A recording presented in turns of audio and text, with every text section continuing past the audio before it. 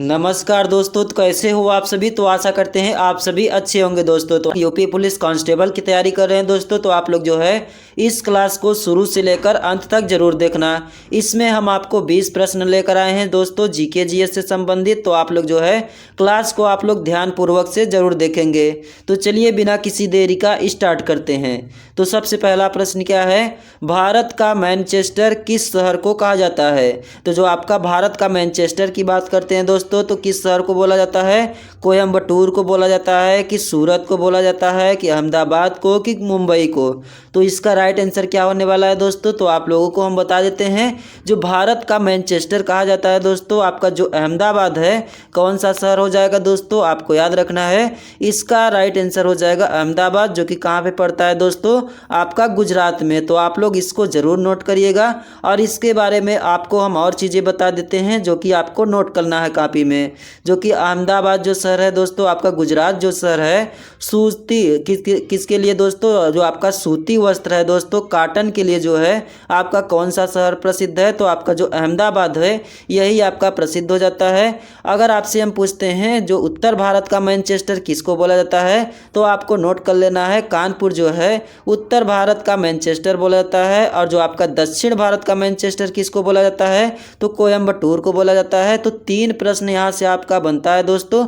जो कि भारत का मैनचेस्टर अगर पूछता है तो आपको अहमदाबाद बताना है, अगर उत्तर भारत पूछ रहा है तो आपको कानपुर लगाना है, ठीक। और अगर दक्षिण भारत पूछ रहा है दोस्तों तो आपको लिखना है कोयम्बटूर। तो तीनों क्वेश्चन आपका इंपॉर्टेंट है दोस्तों, इसको जरूर नोट कर लेना है। और जो अहमदाबाद हो जाता है दोस्तों, किसके लिए प्रसिद्ध है, सूती वस्त्रों के लिए क्या हो जाता है, आपका प्रसिद्ध हो जाता है। अगर बात करते हैं गुजरात दोस्तों, अहमदाबाद दोस्तों किस नदी के किनारे स्थित है दोस्तों, तो आपको नोट कर लेना है, साबरमती नदी के किनारे आपका शहर स्थित हो जाता है।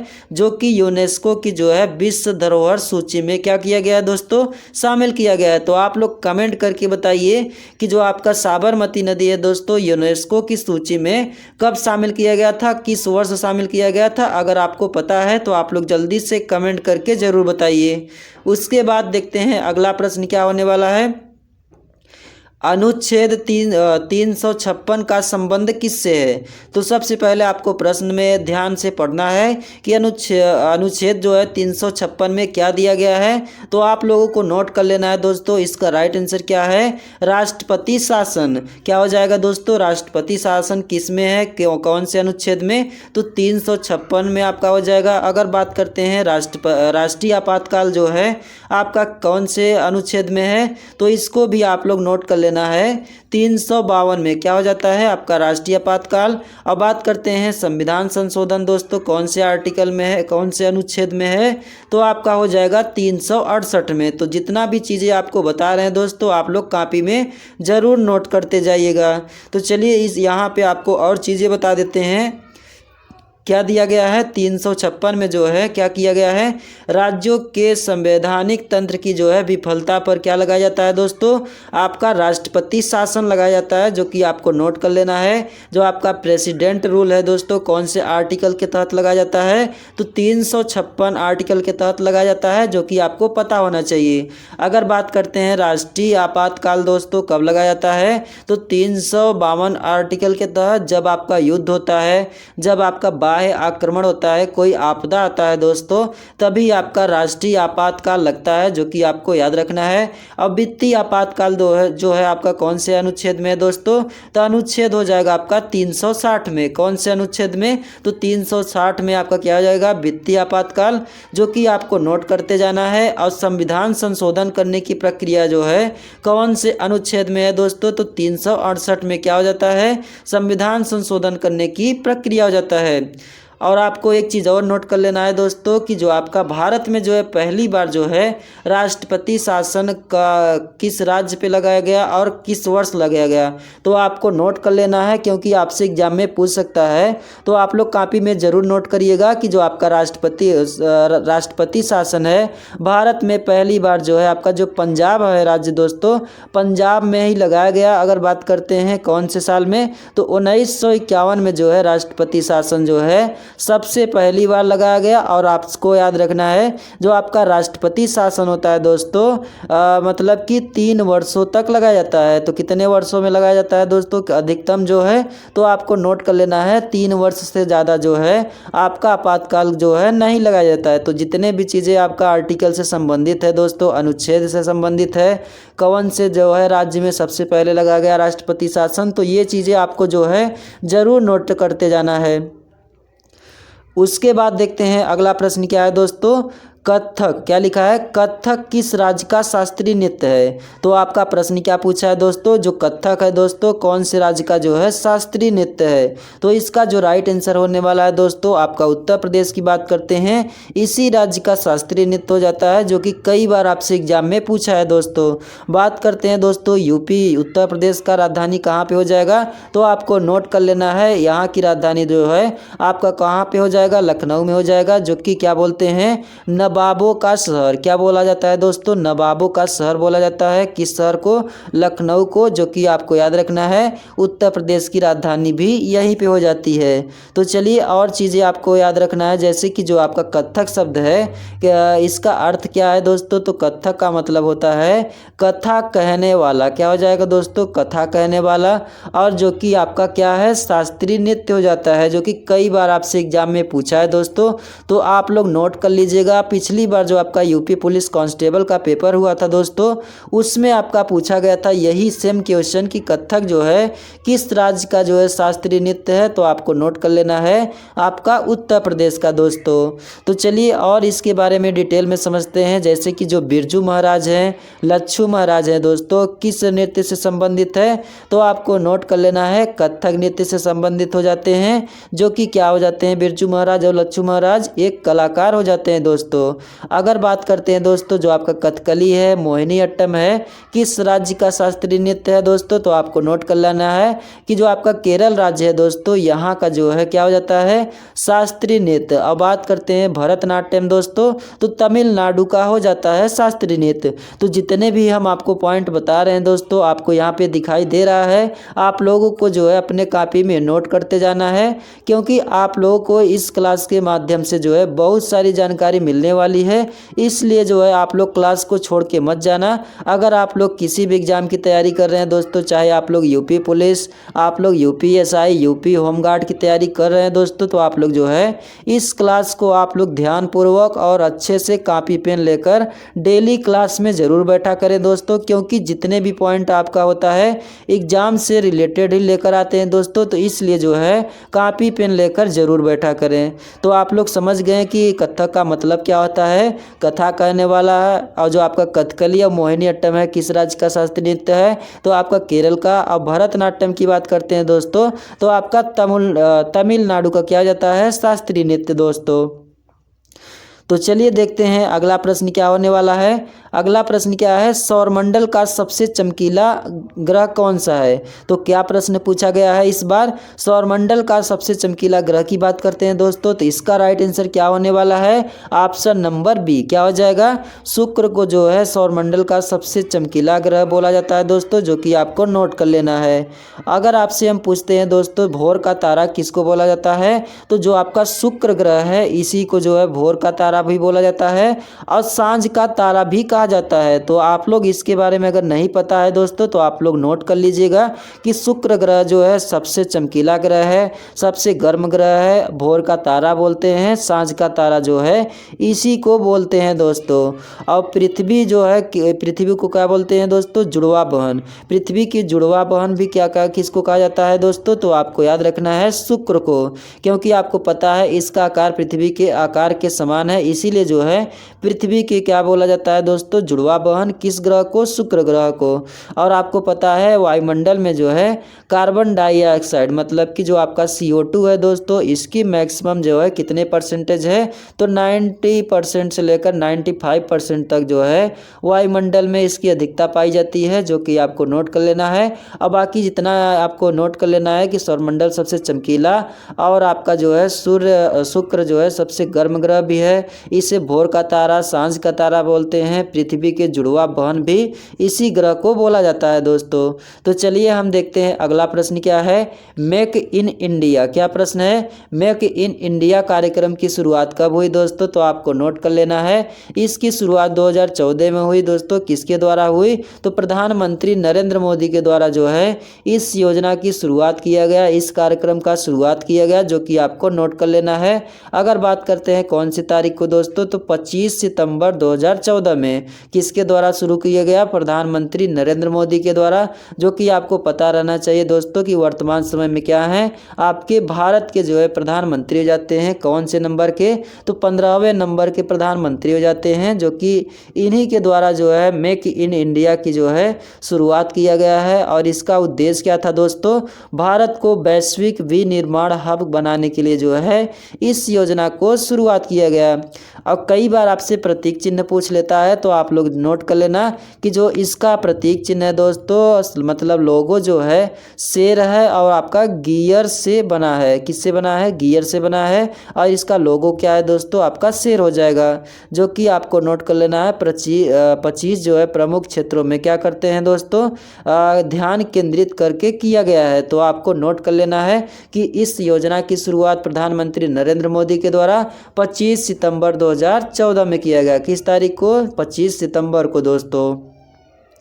तो चलिए हम देखते हैं अगला प्रश्न क्या है। उत्तर प्रदेश में एक जिला एक उत्पाद योजना जो है कब शुरू की गई दोस्तों, तो आपको नोट कर लेना है। एक जिला एक उत्पाद की बात करते हैं दोस्तों, तो आपका एग्जाम के लिए बहुत ही फेमस हो जाता है क्वेश्चन।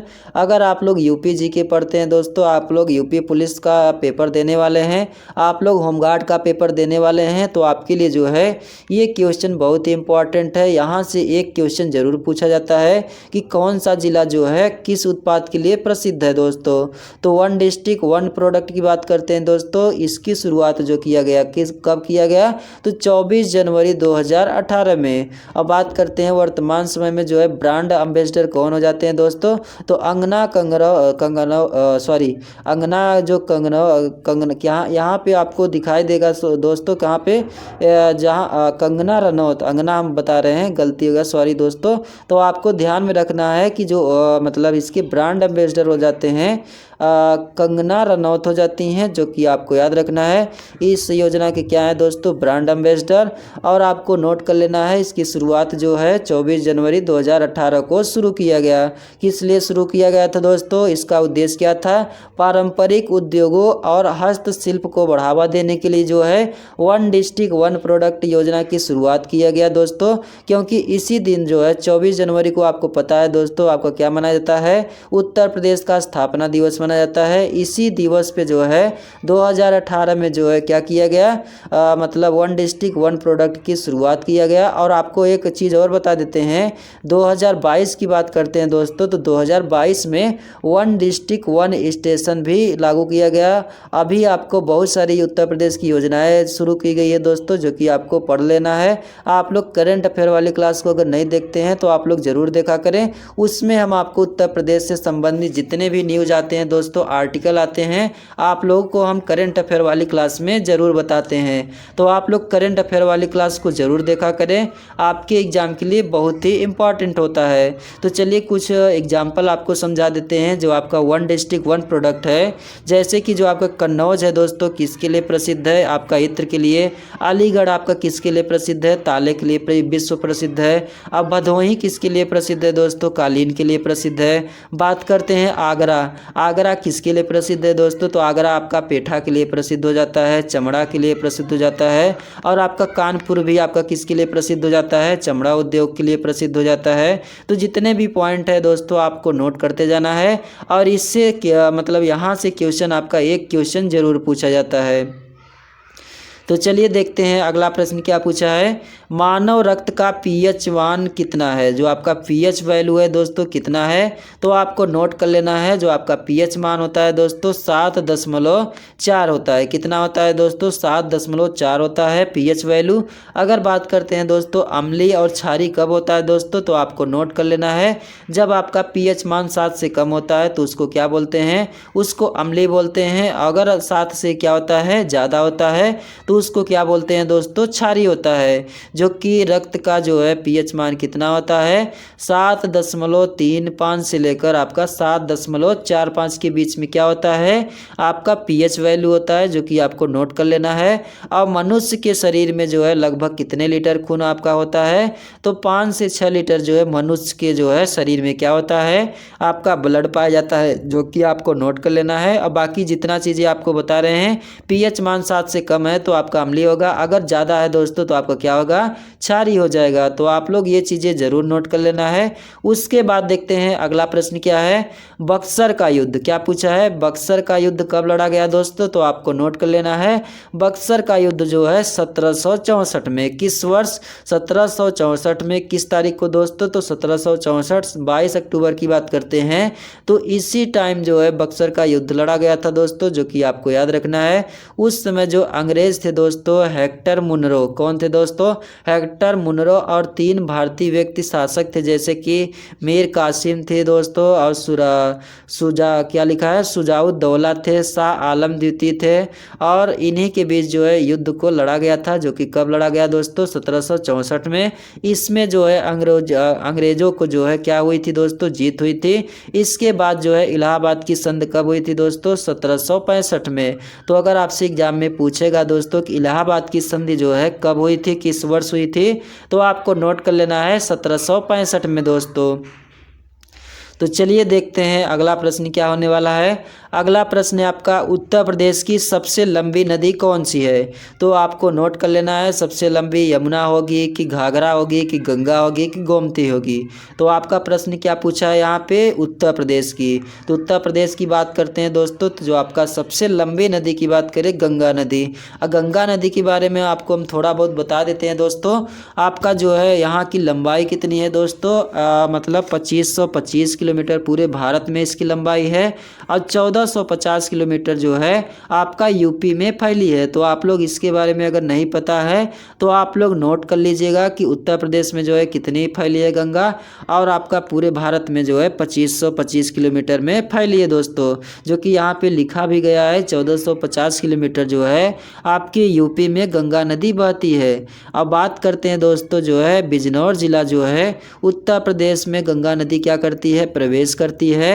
और बलिया जिले में आपका क्या होती है दोस्तों, आपका गंगा नदी बाहर निकलती है। तो ये चीज़ें आपको पता होने चाहिए कि उत्तर प्रदेश में जो है गंगा नदी कहाँ पे आपका प्रवेश करती है, सबसे पहले कौन से ज़िले में, तो आपका जो बिजनौर ज़िला पड़ता है दोस्तों, यहीं पे जो है आपका क्या होता है, गंगा नदी प्रवेश करती है। और बलिया ज़िले में जो है सबसे लास्ट, मतलब कि यहाँ से क्या होती है, गंगा नदी दूसरे राज्यों में चली जाती है। तो आपको ये चीज़ें नोट कर लेना है। और बाकी एक चीज़ और बता देते हैं, यमुना गंगा की सबसे बड़ी सहायक नदी है। तो गंगा की इस बड़े मतलब सहायक नदियाँ कौन कौन सी है, अगर आपको पता है तो आप लोग कमेंट करके ज़रूर बताइए। जो कि यमुना नदी जो है किस नदी के कौन से शहर के किनारे बसा है, आपके प्रयागराज नदी के किनारे आपका बसा है दोस्तों। तो चलिए हम देखते हैं इसमें जो है, जो कानपुर है, वाराणसी है, प्रयागराज है, कौन सी नदी के किनारे बसा है, तो गंगा नदी के किनारे। क्योंकि यहाँ से क्वेश्चन पूछे जाते हैं दोस्तों, आप लोग इसको हल्के में मत लेना।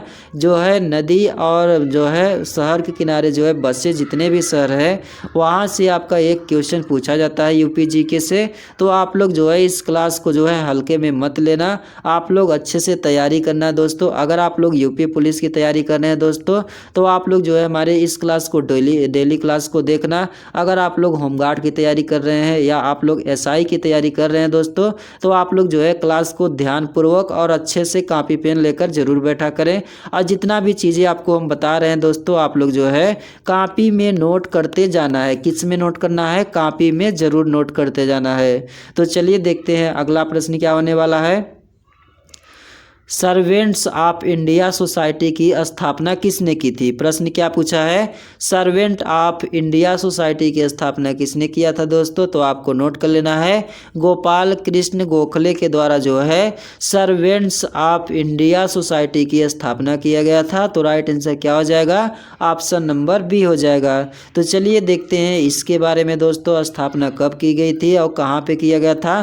तो सर्वेंट ऑफ इंडिया सोसाइटी की बात करते हैं, भारत सेवक समाज की बात करते हैं दोस्तों, इसकी जो स्थापना किया गया वो 1905 में कहाँ पे किया गया, तो आपका जो महाराष्ट्र में पूरे जगह पड़ता है वहीं पे जो है इसकी स्थापना किया गया। और जो भारत सेवक समाज है दोस्तों, सर्वेंट्स ऑफ इंडिया सोसाइटी है दोस्तों, इसके संस्थापक कौन हो जाते हैं, तो गोपाल कृष्ण गोखले। कौन हो जाते हैं, तो गोपाल कृष्ण गोखले इसके क्या हो जाते हैं, संस्थापक हो जाते हैं दोस्तों। और इसका उद्देश्य क्या था, मतलब स्थापना करने का दोस्तों, तो आपको नोट कर लेना है, भारत की सेवा के लिए जो है राष्ट्रीय प्रचार तैयार करना, इसी के लिए जो है इसको मतलब क्या किया गया था, शुरू किया गया था। जो कि महात्मा गांधी ने जो है अपना राजनीतिक गुरु किसे माना था दोस्तों, गोपाल कृष्ण गोखले को दोस्तों, जो कि किसके संस्थापक है, भारत सेवक समाज के क्या हो जाते हैं, संस्थापक हो जाते हैं। तो राजनीतिक गुरु जो है महात्मा गांधी ने किसको माना था दोस्तों, तो जो संस्थापक हो जाते हैं इन्हीं को जो है क्या माना है, अपना जो है क्या माना है, राजनीतिक गुरु माना है दोस्तों। और एक चीज़ और याद कर लेना है, जो आपका गोखले हैं दोस्तों, गोपाल कृष्ण गोखले हैं, वो 1905 में जो है कांग्रेस के बनारस के अधिवेशन की अध्यक्षता की। किसकी अध्यक्षता की दोस्तों, गोपाल कृष्ण गोखले ने। तो 1905 में जो है कांग्रेस बनारस के अधिवेशन की अध्यक्षता भी की, जो कि आपको नोट कर लेना है। उसके बाद हम देखते हैं अगला प्रश्न क्या होने वाला है। तो अगला प्रश्न है आपका, निम्नलिखित में से कौन सी इनपुट डिवाइस नहीं है। तो सबसे पहले आपको पता होना चाहिए दोस्तों, जो आपका आउटपुट होता है दोस्तों, आउटपुट डिवाइस क्या है, इनपुट डिवाइस क्या है। तो आपको याद रखना है, इसमें जो है कीबोर्ड जो है, माउस जो है, स्कैनर जो है, क्या है आपका इनपुट डिवाइस है। और बाकी जो लास्ट वाला बचता है प्रिंटर, यही आपका क्या हो जाएगा दोस्तों, आउटपुट। क्या हो जाएगा दोस्तों, आउटपुट डिवाइस हो जाएगा। तो चलिए हम आपको और चीज़ें बता देते हैं डिटेल में, ताकि आप लोग जो है आसानी से समझ सके।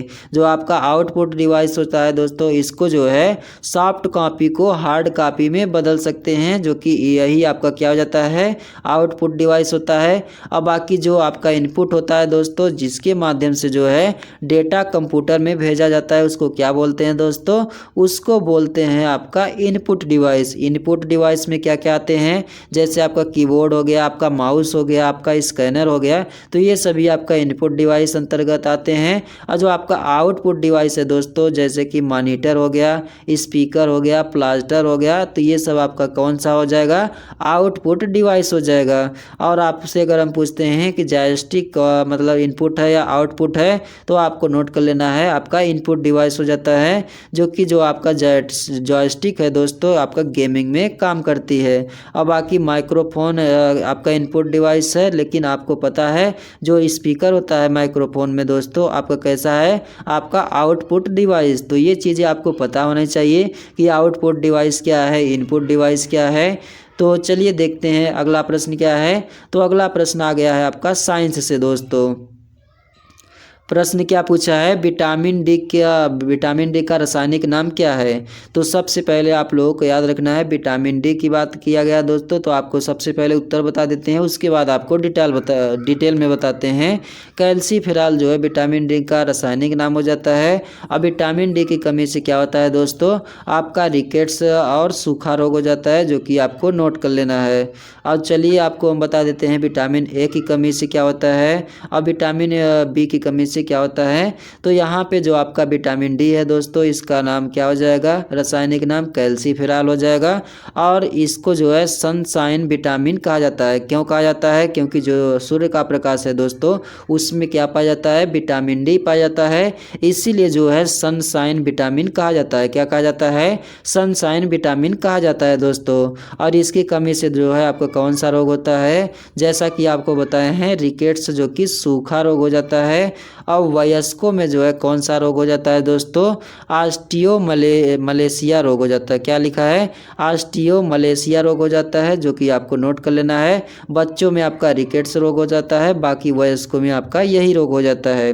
अब बात करते हैं विटामिन ए का रासायनिक नाम क्या है दोस्तों, रेटिनॉल हो जाएगा। अब विटामिन ई का रासायनिक नाम क्या हो जाएगा, टोकोफेरॉल। अब विटामिन डी का रासायनिक नाम क्या हो जाएगा, कैल्सीफेरॉल हो जाएगा दोस्तों। तो आप लोग जरूर नोट करिएगा जाएगा दोस्तों। अगर आप लोगों को हमारी क्लास पसंद आ रही होगी दोस्तों तो आप लोग जो है एक प्यारा सा कमेंट करके आप लोग वीडियो को शेयर ज़रूर कर देना दोस्तों। तो चलिए देखते हैं प्रश्न क्या है। साइबर क्राइम की शिकायत दर्ज करने के लिए जो है हेल्पलाइन नंबर क्या है। तो आपको ये चीज़ें ज़रूर पता होना चाहिए दोस्तों, क्योंकि यहाँ से आपका एक क्वेश्चन ज़रूर पूछा गया था पिछली बार। क्या पूछा गया था, साइबर क्राइम मतलब नंबर से जो जितने भी हेल्पलाइन नंबर है दोस्तों आपका यूपी से संबंधित, तो वहाँ से आपका क्वेश्चन उठा के पूछा था दोस्तों। आप लोग प्रीवियस ईयर क्वेश्चन आप लोग उठा के देख सकते हैं। उत्तर प्रदेश पुलिस कांस्टेबल में दोस्तों यहाँ से एक क्वेश्चन हर शिफ्ट में पूछा गया था, तो आपको इसके बारे में ज़रूर याद कर लेना है। और जितने भी हेल्पलाइन नंबर है दोस्तों आपको पता होना चाहिए, जैसे कि 1090 क्या काम करता है, 112 का क्या काम करता है, और आपका जो है 1930 क्या करता है। तो इन सभी के बारे में आपको जानकारी रहना चाहिए। अगर आप लोग बोलेंगे तो इसके बारे में पूरा डिटेल हम जो है एक क्लास लेकर आएंगे दोस्तों। तो आप लोग कमेंट करके ज़रूर बताइए, जितने भी हेल्पलाइन नंबर है हम आपको एक वीडियो में बता देंगे। तो इसमें पूछा गया है साइबर क्राइम की बात करते हैं, तो साइबर क्राइम का जो हेल्पलाइन नंबर होता है दोस्तों 1930 होता है। कितना दोस्तों होता है, 1930 होता है। 112 किसके लिए होता है दोस्तों, पुलिस के लिए होता है, जो कि आपको पता है दोस्तों क्या हो जाएगा, अखिल भारतीय आपातकालीन हेल्पलाइन, जो कि आपको नोट कर लेना है। और 1090 किसके लिए होता है दोस्तों, वीमेन पावर के लिए होता है लाइन हेल्पलाइन नंबर, जो कि आपको नोट कर लेना है। और चाइल्ड हेल्पलाइन नंबर क्या होता है 1098। तो 1930 आपका कौन सा होता है, साइबर क्राइम के लिए होता है दोस्तों, जो कि गृह मंत्रालय के द्वारा जो है इसको शुरू किया गया, इस हेल्पलाइन नंबर को जो है स्टार्ट किया गया। और 112 जो है आपका हो जाएगा किसके लिए, पुलिस के लिए हो जाएगा दोस्तों। 1090 किसके लिए हो जाएगा, वुमेन पावर लाइन के लिए। और चाइल्ड हेल्पलाइन के लिए जो है 1098 हो जाएगा दोस्तों। तो चलिए देखते हैं अगला प्रश्न क्या हो जाएगा। तो अभी आपका 6 क्वेश्चन और बचा है दोस्तों, तो आप लोग जो है क्लास को छोड़ के मत जाइएगा। इसमें हम आपको बहुत सारी चीज़ें जो है इस क्लास में लेकर आते हैं दोस्तों। आपको पता है जो लोग डेली क्लास करते हैं हमारा जीके जीएस का, उनको तो पता है। अगर जो पहली बार आए हैं दोस्तों तो आप लोग 1-2 दिन क्लास करिए। अगर आपको अच्छा लगेगा तो आप लोग क्लास करिएगा, अगर नहीं लगेगा तो आप लोग जो है यूट्यूब पर बहुत सारी क्लासेस मिल रही है दोस्तों, आप लोग वहाँ भी पढ़ सकते हैं। तो चलिए हम देखते हैं प्रश्न क्या है। भारत की सबसे दक्षिणतम बिंदु कौन सा है। तो दक्षिणतम बिंदु की बात किया गया दोस्तों, कौन सा हो जाएगा, इंदिरा काल होगा कि किबिथु होगा कि इंदिरा पॉइंट होगा कि केप कोमोरिन हो जाएगा। तो इसका राइट आंसर क्या हो जाएगा, दक्षिणतम बिंदु की बात किया गया दोस्तों, तो राइट आंसर जो होने वाला है कौन सा हो जाएगा, ऑप्शन नंबर सी क्या हो जाएगा, इंदिरा पॉइंट जो है इसको भारत का सबसे दक्षिणतम बिंदु बोला जाता है दोस्तों। अब बाकी आपको पता होना चाहिए जो आपका इंदिरा पॉइंट है दोस्तों ग्रेट निकोबार द्वीप में समूह में आपका स्थित है। किस में समूह है, मतलब किस में स्थित है, ग्रेट निकोबार द्वीप में समूह में आपका स्थित हो जाता है। और इसको जो है पहले क्या बोला जाता था दोस्तों इंदिरा पॉइंट को, तो इसको जो है पिगमेलियन पॉइंट बोला जाता था। क्या बोला जाता था, पिगमेलियन पॉइंट बोला जाता था, जो कि आपको याद रखना है। और सबसे दक्षिणी बिंदु जो है आपका क्या हो जाएगा, केप कोमोरिन हो जाएगा, जो कि आपका कन्याकुमारी में पड़ता है। और सबसे उत्तरी बिंदु क्या हो जाएगा दोस्तों, का इंदिरा काल हो जाएगा। तो ये चीज़ें आपको जरूर नोट कर लेना है कि इंदिरा काल किसको कहा जाता है, कन्याकुमारी किसको कहा जाता है, अब पिगमेलियन पॉइंट किसको बोला जाता है, दक्षिणी बिंदु कौन सा हो जाएगा। तो यहाँ से आपका 3 से 4 क्वेश्चन आपका बन सकता है दोस्तों। जितने भी हम आपको प्रश्न लेकर आए हैं दोस्तों उसमें आपको 4 से 5 पॉइंट जो है आपके एग्जाम से रिलेटेड ही आपको क्वेश्चन बना के लेके आते हैं दोस्तों। तो आशा करते हैं दोस्तों आप लोगों को हमारी क्लास पसंद आती होगी दोस्तों। तो आप लोग हमारे इस मेहनत के लिए आप लोग जो है वीडियो को लाइक करना और अपने सभी दोस्तों में शेयर ज़रूर कर देना। तो चलिए देखते हैं अगला प्रश्न क्या है। उत्तर प्रदेश के किस जिले में यूरेनियम का भंडार पाया जाता है। तो जो आपका यूरेनियम है दोस्तों, यूरेनियम का भंडार कौन से जिले में पाया जाता है, तो आपको नोट कर लेना है कि जो आपका ललितपुर है दोस्तों, यहीं पे आपका क्या पाया जाता है, यूरेनियम का भंडार पाया जाता है, जो कि आपको याद रखना है। अब बाकी आपको याद रखना है इसमें जो है ललितपुर जिला है दोस्तों यूरेनियम के लिए मतलब जाना जाता है। और ललितपुर की बात करते हैं दोस्तों आपका तांबा उत्पादन के लिए प्रसिद्ध है। और जो आपका हमीरपुर है, झांसी है दोस्तों किस के लिए प्रसिद्ध है, तो जिप्सम और ग्रेफाइट पाया जाता है। तो जितने भी उत्तर प्रदेश के आपके ज़िले हैं दोस्तों, कौन सा ज़िला किस उत्पाद के लिए प्रसिद्ध है, कौन सा जो है तत्व पाए जाते हैं, कौन सा भंडार पाए जाते हैं, जो कि आपको याद रखना है। और आपका जो मिर्ज़ापुर है दोस्तों, यहाँ पे तो आपको ये ज़रूर पढ़ के जाना है, नॉन प्लास्टिक फायर क्ले, जो कि बलुआ पत्थर के रूप में जाना जाता है। कौन सा, आपका जो मिर्ज़ापुर आपका ज़िला हो जाता है दोस्तों, यहाँ पे जो है बलुआ पत्थर आपका पाया जाता है। और जो आपका सोनभद्र को जो है यूपी की ऊर्जा की राजधानी भी कहा जाता है, जो कि यहाँ पे जो है कोयले का भंडार है। कहाँ पे कोयले का भंडार है, तो आपके सोनभद्र में दोस्तों, जो कि मिर्ज़ापुर के बगल में है। तो उत्तर प्रदेश की जो है ऊर्जा की राजधानी, यूपी की ऊर्जा राजधानी किसको बोला जाता है, सोनभद्र को बोला जाता है। क्यों बोला जाता है, क्योंकि यहाँ पे जो है कोयले का भंडार भी पाया जाता है दोस्तों। तो चलिए देखते हैं अगला प्रश्न क्या है, जीएसटी किस प्रकार का कर है। तो प्रश्न क्या पूछा है, जो आपका जीएसटी है मतलब कि आपका जो प्रत्यक्ष कर होगा कि अप्रत्यक्ष होगा कि निगम कर होगा कि आय कर। तो इसका राइट आंसर क्या होने वाला है दोस्तों, तो आपको नोट कर लेना है। जीएसटी जो है एक प्रकार का क्या है, जीएसटी एक प्रकार का अप्रत्यक्ष कर है, मतलब कि इनडायरेक्ट टैक्स है। क्या है दोस्तों, इनडायरेक्ट टैक्स है, जो कि आपका right answer option number B हो जाएगा। तो चलिए इसके बारे में आपको हम बता देते हैं दोस्तों। जो आपका जीएसटी है वस्तु एवं सेवा कर की बात करते हैं दोस्तों।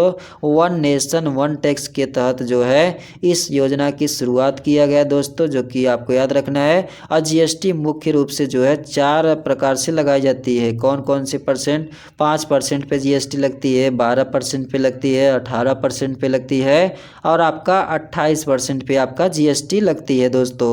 तो आपको ये चीज़ें पता होना चाहिए, जीएसटी का मतलब क्या होता है, आपका प्रत्यक्ष कर है या अप्रत्यक्ष कर है, आपका जो है कितने प्रकार से जो है जीएसटी लगाई जाती है। तो ये चीज़ें आपको पता होनी चाहिए दोस्तों। और एक चीज़ और बता देते हैं, जीएसटी की शुरुआत दोस्तों कब किया गया, तो 1 जुलाई 2017 में। किस तारीख को, तो 1 जुलाई को जो है जीएसटी की जो है स्थापना दिवस मनाया जाता है, जो कि आपको इसके बारे में भी आपको नोट कर लेना है।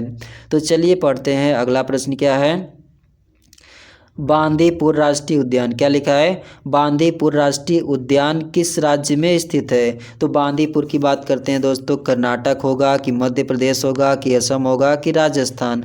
तो इसका जो राइट आंसर होने वाला है दोस्तों, क्या होने वाला है, तो आपको नोट कर लेना है, जो आपका कर्नाटक है दोस्तों, इसी जगह पे जो है बांदीपुर राष्ट्रीय उद्यान आपका पाया जाता है। कौन सा नेशनल पार्क है दोस्तों, आपका बांदीपुर, जो कि आपका कर्नाटक जिले में पाया जाता है। अब बात करते हैं दोस्तों, मध्य प्रदेश की राजधानी भोपाल हो जाएगी और असम की राजधानी क्या हो जाएगी दोस्तों, दिसपुर हो जाएगी और राजस्थान की राजधानी क्या हो जाएगी, जयपुर हो जाएगी दोस्तों और कर्नाटक की राजधानी बेंगलुरु हो जाएगी। तो ये चीज़ें आपको पता होना चाहिए कि मुख्यमंत्री कौन है, राज्यपाल कौन है और आपका राजधानी क्या है।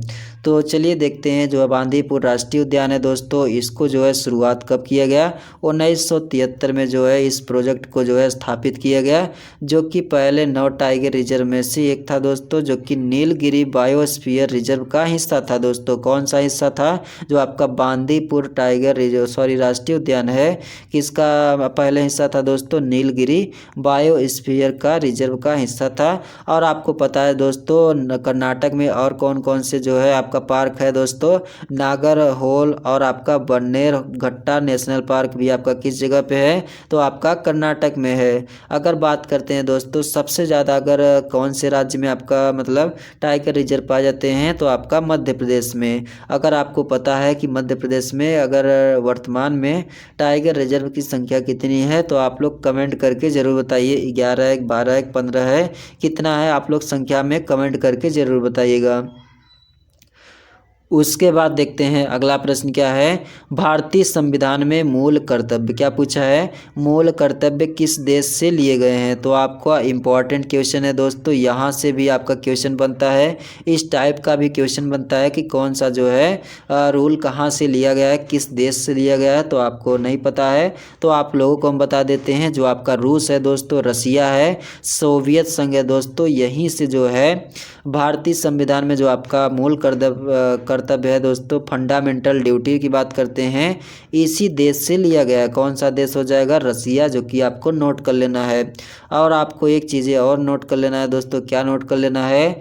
जो आपका स्वर्ण सिंह समिति है दोस्तों, इसी के सिफारिश पे जो है 42वें संविधान संशोधन 1976 द्वारा जो है मूल कर्तव्य को जोड़ा गया था, जो कि आपको नोट कर लेना है। और कौन से संविधान मतलब किस देश से प्रेरित है, किस देश से लिया गया है? तो रूस के संविधान से जो है मौलिक कर्तव्य को जो है वो मूल कर्तव्य को जो है लिया गया है। अब बात करते हैं मूल कर्तव्य आपका किस भाग में पाया जाता है? तो भाग आपका 4 के ए में पाया जाता है, अनुच्छेद आपका 51 में क्या है? वर्णित है। अब बात करते हैं मूल कर्तव्यों की संख्या कितनी है दोस्तों? तो मूल कर्तव्य की संख्या 11 है दोस्तों, जो कि आपको याद रखना है। अगर बात करते हैं लास्ट वाला जो कि 11वां शिक्षा का कर्तव्य 86वें संशोधन 2002 में जुड़ा, तो आपको अगर नहीं पता है कि 11वें नंबर का जो है कौन सा आपका हो जाएगा मूल कर्तव्य, तो यहाँ पे आपका लिखा है, आप लोग देख सकते हैं, जो कि 2002 में इसको जोड़ा गया दोस्तों। तो आपको जितने भी चीज़ें आपको बता रहे हैं दोस्तों, आपका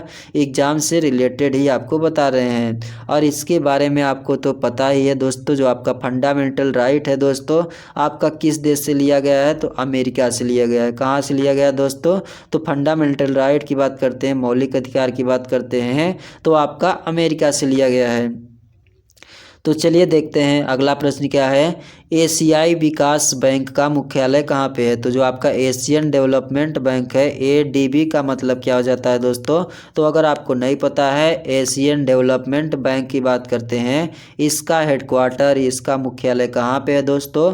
तो आपको कॉपी में नोट कर लेना है, जो आपका मनीला है दोस्तों, यहीं पे जो है इसका हेडक्वार्टर हो जाता है, जो कि आपको याद रखना है। आपका मनीला कहाँ पे पड़ता है? तो फिलीपींस में पड़ता है दोस्तों। अब बात करते हैं एडीबी का मतलब स्थापना कब किया गया? 1966 में। जो आपका एशियाई विकास बैंक है दोस्तों, इसका जो है स्थापना कब किया गया? 1966 में। और आपको पता है दोस्तों, एनडीबी की बात करते हैं, इसका मुख्यालय कहाँ पे है? तो शंघाई, जो कि चीन में पड़ता है। और जो आपका एशियाई विकास बैंक है दोस्तों, इसको शुरुआत क्यों किया गया? यहाँ पे एशिया प्रशांत क्षेत्र में जो है सामाजिक और आर्थिक विकास को बढ़ावा देने के लिए जो है इस बैंक की शुरुआत किया गया। कब शुरुआत किया गया? 1966 में। इसका हेडक्वार्टर कहाँ पे है? तो आपका फिलीपींस में हो जाएगा दोस्तों। तो चलिए हम देखते हैं लास्ट क्वेश्चन दोस्तों। तो आप लोग जो है अगर अभी तक क्लास को लाइक नहीं किए हैं तो जल्दी से क्लास को लाइक कर दीजिएगा, और आप लोग जो है इस क्लास को अपने सभी दोस्तों में, भाई बहन सभी जगह में इस क्लास को शेयर जरूर करिएगा दोस्तों। अगर आप लोग डेली क्लास करना चाहते हैं दोस्तों जीके जीएस का, तो आप लोग हमारे इस चैनल को आप लोग चैनल से जुड़ जाइएगा, चैनल को सब्सक्राइब जरूर करिएगा दोस्तों, क्योंकि आपको पता है इस चैनल पर आपको जो है डेली करंट अफेयर की क्लासेस आपको सुबह में मिलती है, और शाम के टाइम आपको क्या मिलती है दोस्तों? आपको जीके जीएस की क्लासेस मिलती है। तो अगर आप लोग तैयारी कर रहे हैं दोस्तों, तो आप लोग जो है हमारे चैनल से आप लोग पढ़ सकते हैं। तो चलिए देखते हैं प्रश्न क्या है। उत्तर प्रदेश में काकोरी ट्रेन एक्शन के नायक कौन थे? तो सबसे पहले आपको पता होना चाहिए कि ट्रेन एक्शन कौन सा है? काकोरी ट्रेन। तो इसमें जो है नायक कौन हो जाते हैं? इसका राइट आंसर क्या हो जाएगा? ऑप्शन नंबर ए हो जाएगा, राम प्रसाद बिस्मिल। क्या हो जाएगा दोस्तों? ऑप्शन नंबर ए हो जाएगा, राम प्रसाद बिस्मिल, जो कि काकोरी जो ट्रेन एक्शन हुआ था दोस्तों, कब हुआ था? तो आपको नोट कर लेना है 9 अगस्त 1925 में। किस तारीख को? 9 अगस्त 1925 में जो है काकोरी ट्रेन एक्शन की जो है क्या किया गया था दोस्तों? शुरुआत किया गया था, जो कि आपको याद रखना है। और इसका जो मुख्य योजनाकार है दोस्तों कौन हो जाते हैं? राम प्रसाद बिस्मिल और अशफाक उल्लाह खान दोस्तों। तो व्यक्ति दो हो जाते हैं, जो कि आपको याद रखना है। और इसका जो है इसमें जो है कौन कौन से व्यक्ति को फांसी दिया गया था दोस्तों? जो आपका काकोरी ट्रेन एक्शन हुआ था उसमें कौन कौन से व्यक्ति को मतलब फांसी दिया गया था? तो बिस्मिल को दिया गया था, अशफाक उल्लाह को दिया गया, रोशन सिंह को दिया गया था, राजेंद्र लाहिड़ी को जो है क्या किया गया था दोस्तों? फांसी दिया गया था, जो कि आपको याद रखना है। और जो आपका काकोरी कांड है दोस्तों, इसका नाम चेंज करके क्या कर दिया गया दोस्तों? तो इसके बारे में आपको नहीं पता है तो आप लोग जरूर नोट कर लीजिएगा, क्योंकि यहाँ से क्वेश्चन आपका जरूर पूछ सकता है कि काकोरी कांड का जो है काकोरी ट्रेन एक्शन कर दिया गया, क्या नाम बदल कर रख दिया गया दोस्तों, तो काकोरी ट्रेन एक्शन कर दिया गया, जो कि यहाँ आप लोग पढ़ सकते हैं। और जो आपका लखनऊ के पास में काकोरी नामक स्थान पर जो है इस जगह के नाम पे जो है इसका नाम जो है काकोरी ट्रेन एक्शन कर दिया गया। तो बाकी चीज़ें आपको पता है दोस्तों। इसकी शुरुआत कब हुई, 9 अगस्त 1925 में। तो आप लोग ज़रूर याद कर लीजिएगा। और इसके जो है योजनाकार कौन हो जाते हैं दोस्तों, तो राम प्रसाद बिस्मिल हो जाते हैं। कि राइट आंसर क्या हो जाएगा, option number A. Uttar Pradesh में जो काकोरी ट्रेन एक्शन हुआ था दोस्तों, right answer option number A हो जाएगा। इसके नायक राम प्रसाद बिस्मिल हो जाते हैं दोस्तों।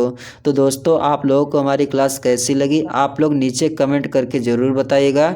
और आप लोग डेली क्लास करना चाहते हैं दोस्तों, तो आप लोग चैनल को सब्सक्राइब जरूर कर लेना। और सभी लोगों को जो है इस क्लास के बारे में ज़रूर बता देना।